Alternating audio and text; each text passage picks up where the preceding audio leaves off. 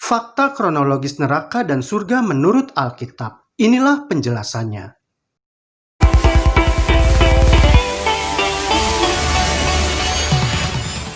Alkitab mengatakan bahwa upah dosa adalah maut atau kematian, bukan untuk mendapatkan penghukuman selama-lamanya. Roma 6 ayat 23, sebab upah dosa ialah maut, tetapi karunia Allah ialah hidup yang kekal dalam Kristus Yesus Tuhan kita. Alkitab mengatakan bahwa orang jahat itu akan binasa. Mazmur 37 ayat 20. Sesungguhnya orang-orang fasik akan binasa. Musuh Tuhan seperti keindahan padang rumput. Mereka habis lenyap bagaikan asap. Alkitab mengatakan bahwa orang jahat itu akan dihanguskan hingga tidak ada lagi yang tertinggal atau tersisa. Maleakhi 4 ayat 1, bahwa sesungguhnya hari itu datang menyala seperti perapian. Maka semua orang gegabah dan setiap orang yang berbuat fasik menjadi seperti jerami dan akan terbakar oleh hari yang datang itu. Firman Tuhan semesta alam. Sampai tidak ditinggalkannya akar dan cabang mereka. Ayat-ayat tadi sudah menjelaskan bahwa orang durhaka itu nanti akan mati, binasa, dan habis lenyap bagaikan asap. Juga akan terbakar seperti jerami hingga tidak akan meninggalkan akar serta cabangnya. Dan itu artinya bahwa orang durhaka itu akan lenyap untuk selamanya. Jadi ketika Kristus berbicara tentang hukuman kekal dalam bunyi ayat berikut ini, bila kita mau memahaminya dengan benar, maka yang Yesus maksudkan adalah bukan tentang penghukuman selama-lamanya. Matius 25 ayat 46, dan mereka ini akan masuk ke tempat siksaan yang kekal, tetapi orang benar ke dalam hidup yang kekal. Karena bila kalimat tempat siksaan yang kekal dalam bunyi ayat tersebut kita pahami sebagai tempat yang kekal tanpa akhir waktu, maka pemahaman seperti demikian itu akan menjadi kontradiksi dengan bunyi ayat-ayat lainnya, yaitu yang mengatakan bahwa manusia yang tidak diselamatkan itu akan mati binasa dan lenyap seperti asap atau akar yang tak bersisa.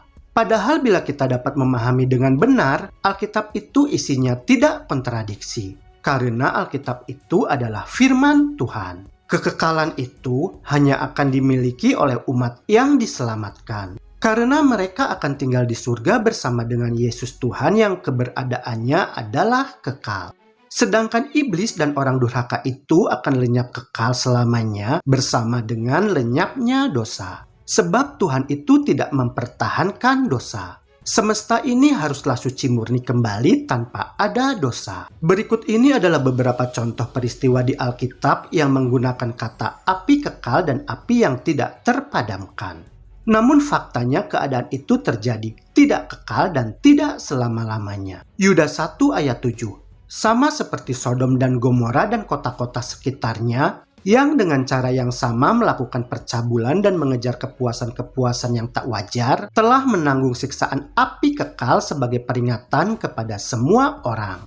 Faktanya kota Sodom dan Gomora di Palestina yang disebutkan akan menderita oleh api kekal itu, tetapi pada hari ini kedua kota itu sudah lenyap dan tidak terbakar oleh api kekal. Betul tidak? Lalu, apa maksud bunyi ayat berikut ini?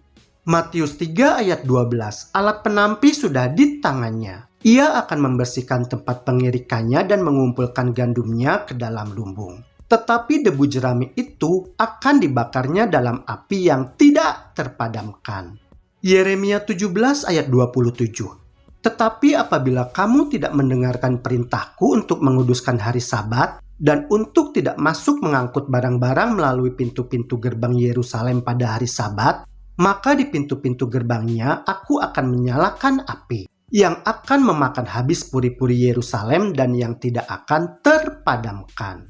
Maksud kalimat api itu tidak dapat dipadamkan dalam bunyi kedua ayat tersebut adalah api itu akan terus menyala tak dapat dipadamkan bila masih ada yang harus dibakar. Tetapi apabila semuanya itu sudah terbakar habis, maka api itu pun akan berakhir. Api tersebut telah selesai menjalankan fungsinya. Buktinya, kota Yerusalem pada hari ini sudah tidak terbakar lagi. Setelah nubuatan ayat tersebut digenapi pada tahun 70 Masehi, di mana kota Yerusalem habis terbakar yang dibakar oleh tentara Romawi kuno. Betul tidak? Neraka itu sebenarnya lebih tepatnya adalah sebuah peristiwa dan bukan suatu tempat. Tetapi bila kita tetap mau memahami bahwa neraka itu adalah suatu tempat, maka neraka itu ternyata tempatnya adalah di bumi ini. Perhatikan peristiwa pada bunyi ayat berikut ini. Wahyu 20 ayat 9. Maka naiklah mereka ke seluruh dataran bumi, lalu mengepung perkemahan tentara orang-orang kudus dan kota yang dikasihi itu. Tetapi dari langit turunlah api menghanguskan mereka. Api yang turun dari langit menghanguskan orang durhaka serta iblis itulah yang sebenarnya merupakan peristiwa neraka atau kiamat. Dan api yang turun dari langit tersebut akan membinasakan serta melenyapkan mereka dari muka bumi ini. Api yang turun dari langit itu akan membentuk danau lautan api dan membakar mereka. Wahyu 20 ayat 15. Dan setiap orang yang tidak ditemukan namanya tertulis di dalam kitab kehidupan itu, ia dilemparkan ke dalam lautan api itu. Api yang turun dari langit untuk memusnahkan iblis dan orang-orang durhaka tersebut, ternyata api yang turun dari langit itu juga sekaligus berfungsi untuk memurnikan bumi ini. 2 Petrus 3 ayat 10. Tetapi hari Tuhan akan tiba seperti pencuri. Pada hari itu langit akan lenyap dengan gemuruh yang dahsyat, dan unsur-unsur dunia akan hangus dalam nyala api, dan bumi dan segala yang ada di atasnya akan hilang lenyap. Bumi ini akan dimurnikan oleh api yang turun dari surga. Semua unsur yang ada di bumi ini akan hilang lenyap. Setelah unsur-unsur yang ada di bumi ini dilenyapkan dan dimurnikan kembali, lalu kemudian bumi ini akan menjadi bumi yang baru dan langit yang baru murni tanpa dosa. 2 Petrus 3 ayat 13. Tetapi sesuai dengan janjinya, kita menantikan langit yang baru dan bumi yang baru di mana terdapat kebenaran. Wahyu 21 ayat 1. Lalu aku melihat langit yang baru dan bumi yang baru. Sebab langit yang pertama dan bumi yang pertama telah berlalu, dan laut pun tidak ada lagi. Setelah bumi yang baru dan langit yang baru tercipta, kemudian Yerusalem baru akan turun dari surga bersama dengan umat yang telah diangkat ke surga pada saat kedatangan Yesus yang kedua kali. Wahyu 21 ayat 2. Dan aku melihat kota yang kudus, Yerusalem yang baru, turun dari surga, dari Allah, yang berhias bagaikan pengantin perempuan yang berdandan untuk suaminya. Dan kota Yerusalem baru dari surga akan menjadi ibu kota surga di bumi yang baru dan langit yang baru.